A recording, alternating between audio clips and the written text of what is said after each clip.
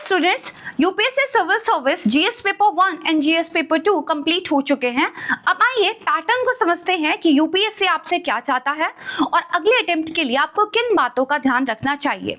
Paper concept and application based थे, static topic पूछे गए हैं, लेकिन ज्यादातर वो हैं जो करंट अफेयर्स में बने हुए थे, यानी कि आंसर भी आपका करंट इश्यूज से लिंक करके लिखना होगा। पेपर में आपकी एनालिटिकल स्किल्स जांच की जा रही है, तुलना कीजिए, क्रिटिकल एनालिसिस कीजिए, डिस्कस कीजिए, ये शब्द बार बार आए हैं। जीएस पेपर 1 से हमें क्या सीख मिलती है? हिस्ट्री में सिर्फ फैक्ट्स नहीं रटने होंगे, थीम और आइडियाज पे ध्यान देना होगा, जैसे हड़प्पा सभ्यता की विशेषताएं, अकबर के धार्मिक विचार। ज्योग्राफी, मैप, इम्पैक्ट, पॉलिसी, इन पे ध्यान देना होगा। Ganga basin, tsunami zone, offshore oil, इन पे क्वेश्चंस आए हैं।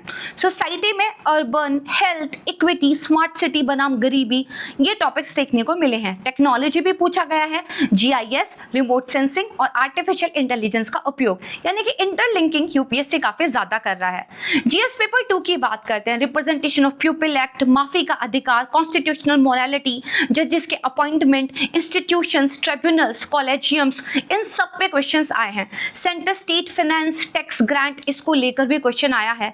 ई गवर्नेंस को लेकर, चाइल्ड राइट्स को लेकर, डिजिटल सिक्योरिटी को लेकर क्वेश्चंस आए हैं। अगर हम इंटरनेशनल रिलेशन की बात करें तो इंडिया अफ्रीका रिश्ते, मिडिल ईस्ट एंड एनर्जी और यूनाइटेड नेशन में रिफॉर्म, ये एक्सपेक्टेड थे और यहां से क्वेश्चन आए हैं। तो आपको याद रखना होगा यूपीएससी में सारा गेम है स्टैटिक और करंट अफेयर को बैलेंस रखने का, यानी कि सिर्फ करंट अफेयर पढ़ने से काम नहीं चलेगा और सिर्फ जीएस को बार बार रिवाइज करने से काम नहीं चलेगा।